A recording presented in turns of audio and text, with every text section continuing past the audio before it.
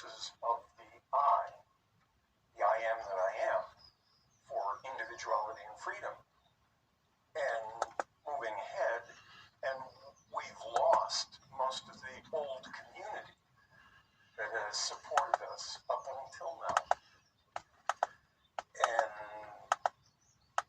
one of the signatures that is, I feel, very much a part of this experience as we're trying to redefine ourselves, transform ourselves, meet the challenges of the time,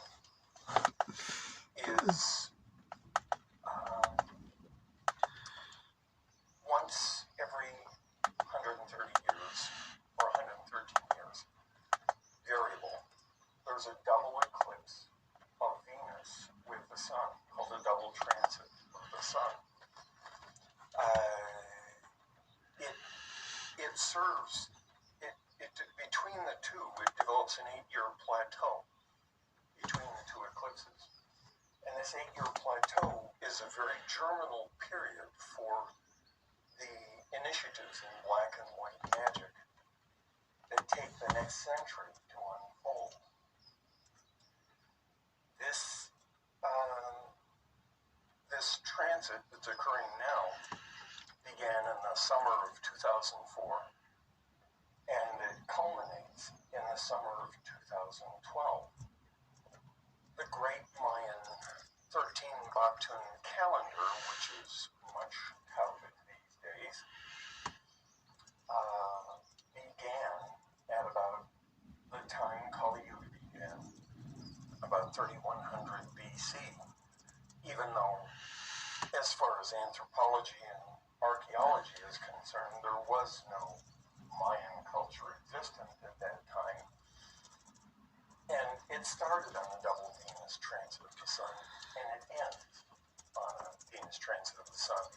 The Mesoamerican culture timed and tuned all of their calendar culture cycle on Venus, the Miztec, the Olmec, the Aztec, all of them. And part of the downfall of Mesoamerican culture was connected with the decadent Venus mysteries. Now, what I'd like to do is go back to the last one as a point of reference, which was 1874, 1882, with an 8-year span in between. And what happened during that time period was more or less the genie got out of the bottle. There was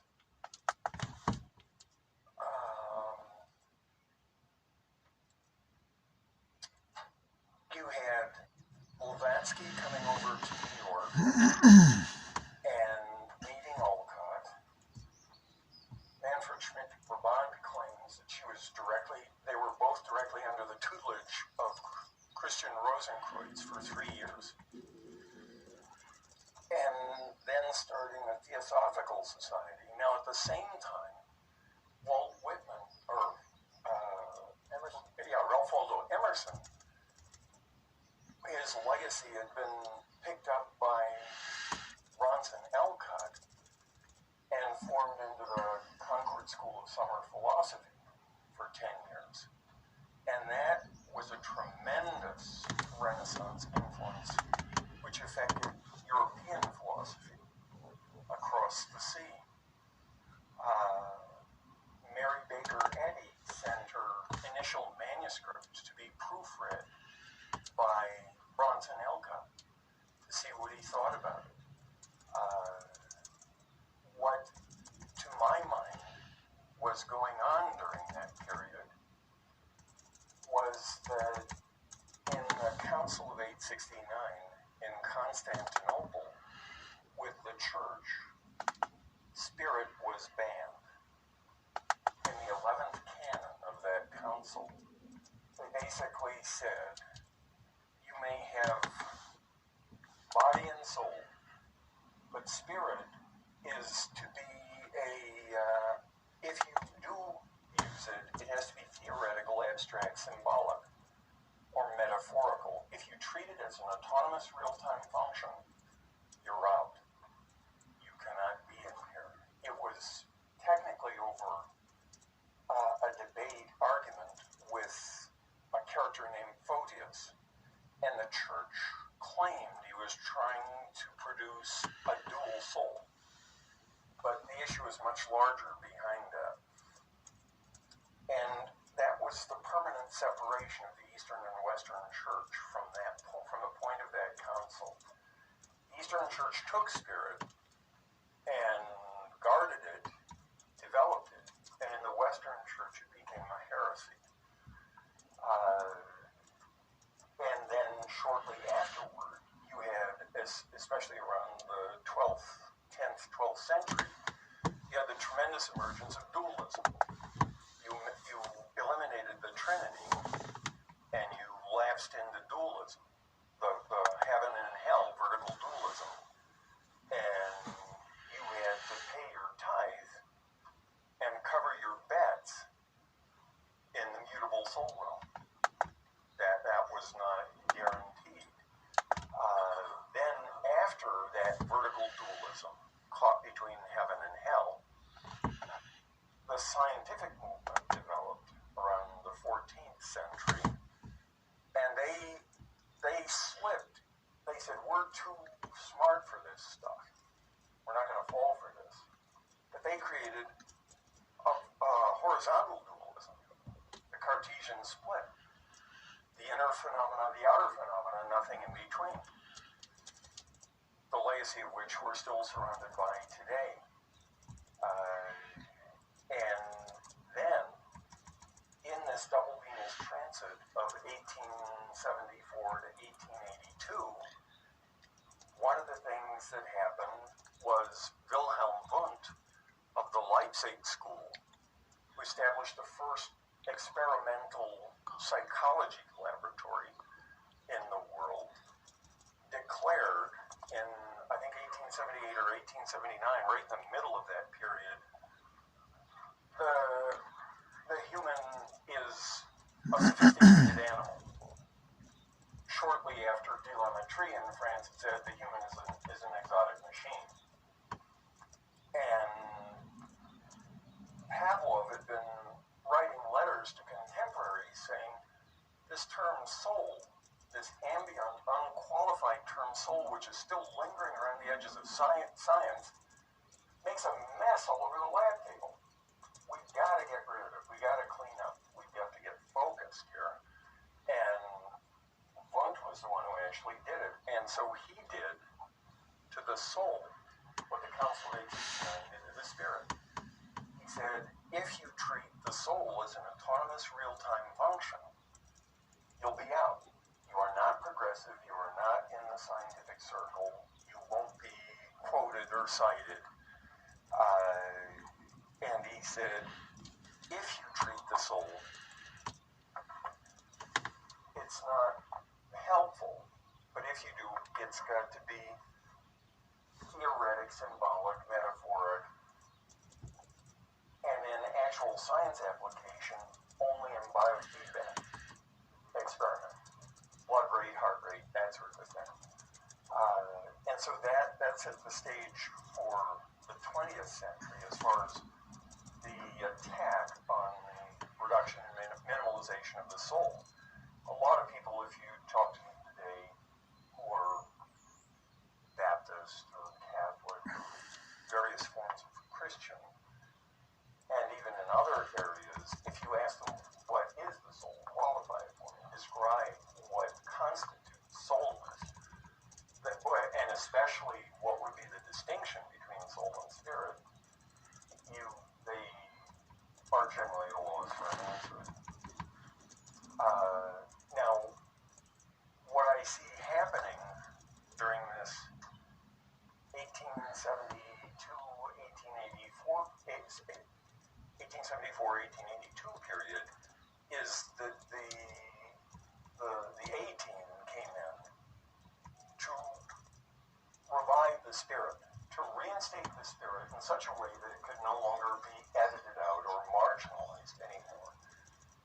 Steiner's whole effort was to establish a solid spiritual science that could be congruent, complementary to any healthy, clearly developed, non-commercial, natural science.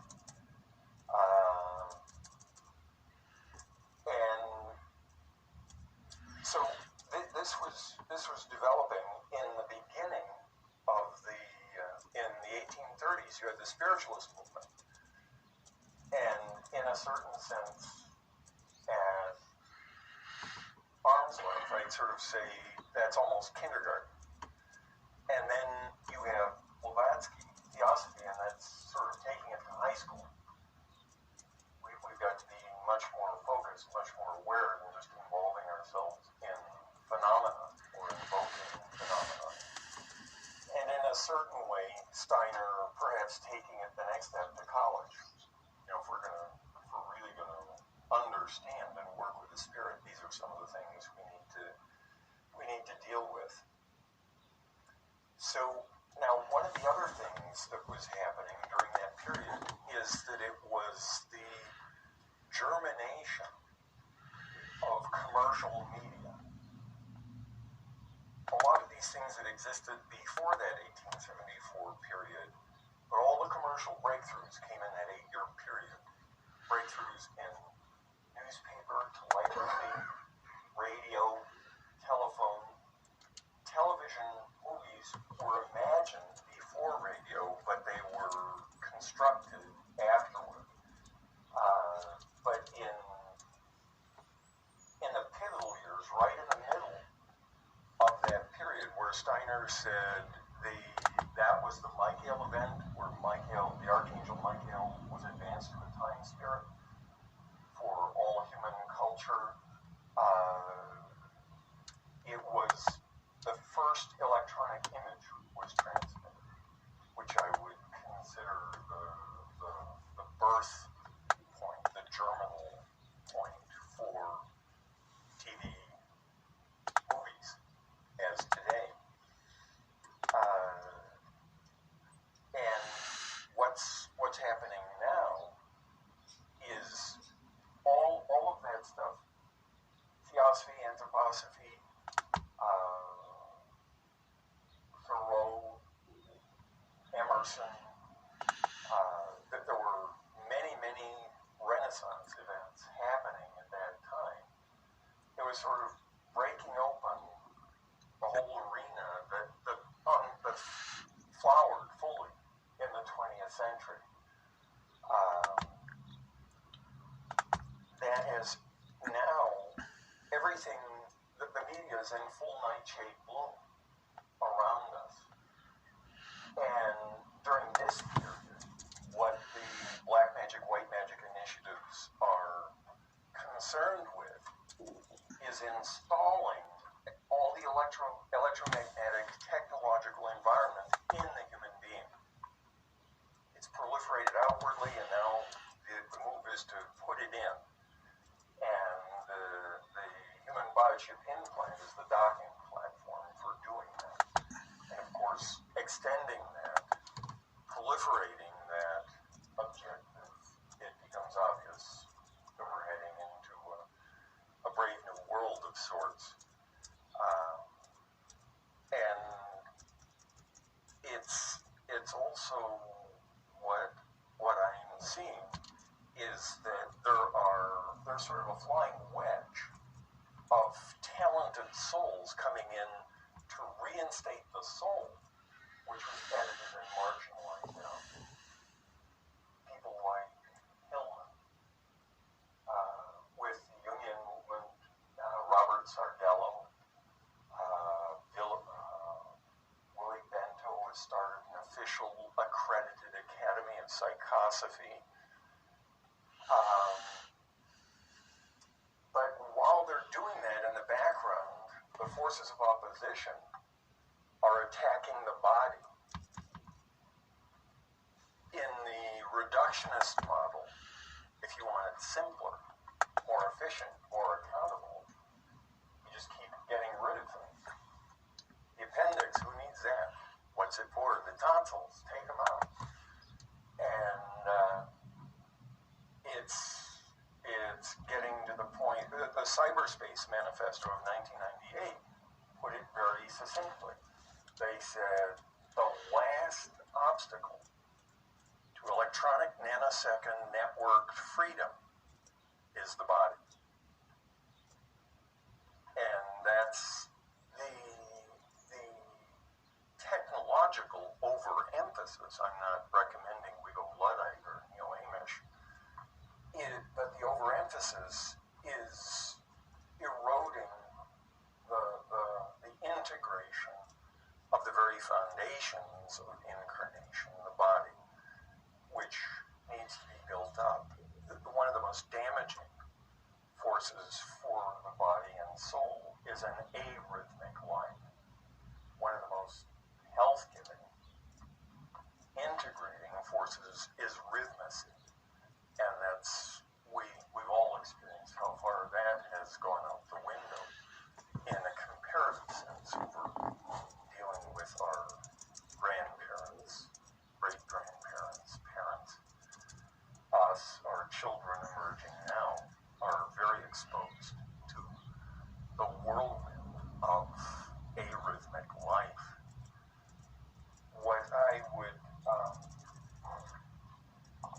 What I would suggest is that in the current situation, I can go back and forth a bit to elaborate this, but in a certain sense, using broad strokes, the 20th century was the first public access to the Tree of Life mysteries. In the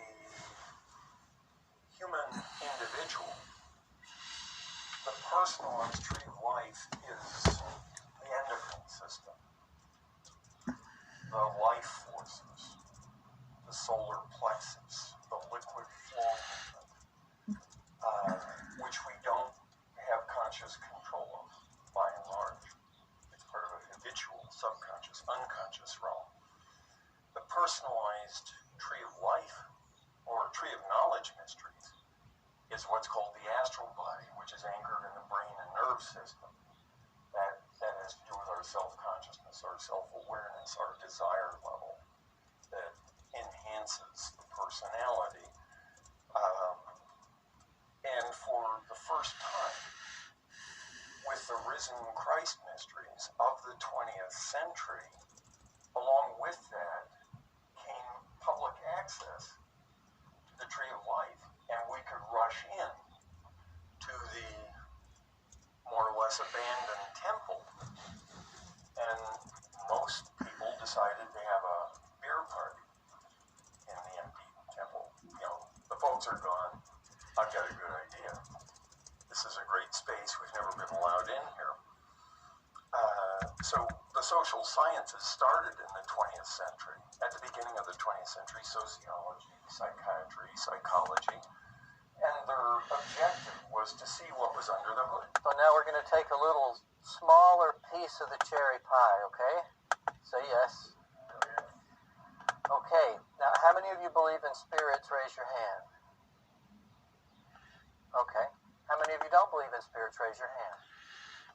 Okay, good. So, can my spirits talk to your spirits? I need your verbal permission. Okay. All right, the games will now officially begin. We are here in this place because of Madame Blavatsky. Does everyone know who she is? Okay, you're all clear, so I'm preaching to the choir on that. All right, what I wanted to bring in was some other things that would give you a clear focus on her. And there are two approaches. One is I'm interested in what they're saying, and the other is I'm interested in them. And when I read someone and I like what they're saying, eventually I get interested in them. So this remarkable creature, this Madame Blavatsky, who apparently was a woman of very great genius, was renowned, according to Steiner, who did not meet her but met Annie Besant later. He he said Blavatsky was renowned for her devotion to the truth. Now, I know that she has been discredited a